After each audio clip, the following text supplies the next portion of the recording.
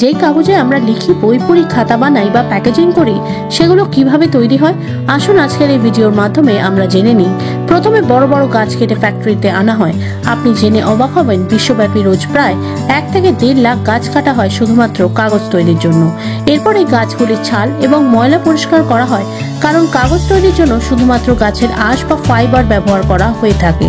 পরিষ্কার করা গাছের ছালগুলিকে আলাদা করে একটি মেশিনের দ্বারা ছোট ছোট টুকরোতে ভাগ করা হয়। এরপর এই টুকরোগুলো একটি বড় কন্টেনারে করে রাখা হয় এবং এর সাথে মেশানো হয় সালফিউরিক অ্যাসিড এবং সালফার ডাইঅক্সাইড ও প্রচুর পরিমাণে জল। এই মিশ্রণকে 7 ঘন্টা করে গরম করা হয়, ততক্ষণে না আঁশগুলো আঠালো হয়ে যায়।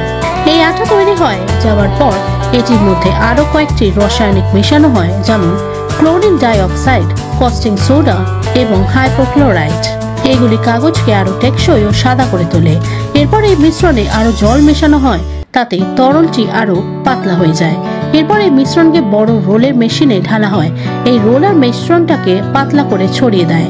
এরপর কাগজটি প্রায় তৈরির মুখে। এরপর কাগজগুলোকে শুকানো হয় যাতে এগুলি আর্দ্র হয়ে ওঠে। কাগজগুলো শুকিয়ে গেলে এগুলোকে বড় রোলার মেশিনের দ্বারা গুটিয়ে দেওয়া হয়। তারপর এগুলোকে ফ্যাক্টরিতে পাঠিয়ে দেওয়া হয়, যেটা দিয়ে কাগজের খাতা হয় ও নানান রকমের সহ যাবতীয় জিনিস তৈরি করা হয়।